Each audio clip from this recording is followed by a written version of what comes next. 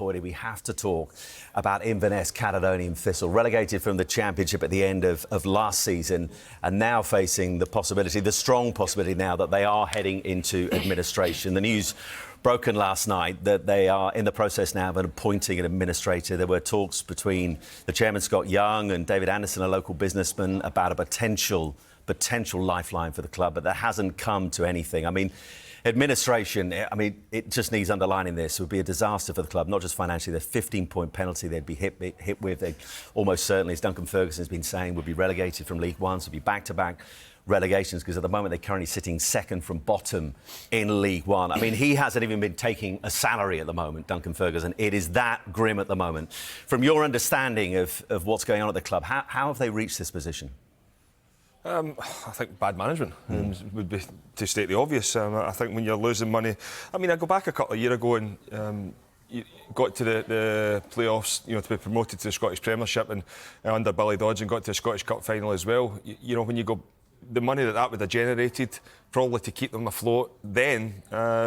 and then all of a sudden, fast forward a couple of years, and it's in really dire straits. But it's sad because I think when you go back over the last number of years, especially when I was playing, Inverness were in the top flight. It was a fairy tale story in terms of the coming up through the leagues and being able to get to the top flight, and obviously get their hands on silverware as well. But I mean, look, it's going through a really difficult period right now.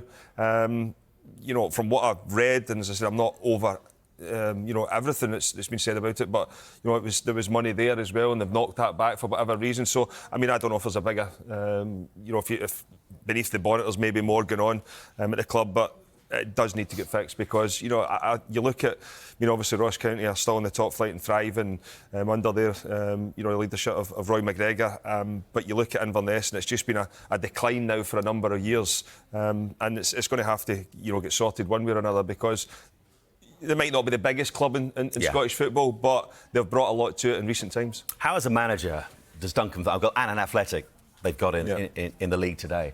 How, as a manager, with all that going on and it looking as gloomy as it could possibly look in terms of the future of the club, how does he get them up for a game like this afternoon when so much is uncertain? Yeah, well, I think that would be the difficult. I mean, as I said, I've never been in that scenario as such. I mean, you look at... they're struggling to score goals, and they're not conceding a lot of goals either. But they just can't seem to get victories. And if you were to find a way to get a couple of victories, then maybe it lifts the spirits. But I think for the players, in the back of their mind, will this be a last paycheck? What's going to happen? Am I going to be out of a job soon? And it's easy. We look at the elite footballers and what they earn, and everybody's got a comment to be making on that. But when you look at these guys, I mean, they might only be, I'm saying only, but I mean, it's still a fantastic wage. But if they're earning £500, £600, £700, whatever it may be, they've still got mortgages to pay, they've still got kids, and it's a really difficult situation for them as well. So, as I said, I hope the club can get it sorted out, because it does deserve a lot better than what it's been in recent times, because it is a sad story, because they have brought a lot to Scottish football over a period of time. Well, they needed 200,000 just to survive this month. There was a crowd fund set up, but I think they hit just under 90,000, so things looking increasingly grim for Inverness Caledonian Thistle.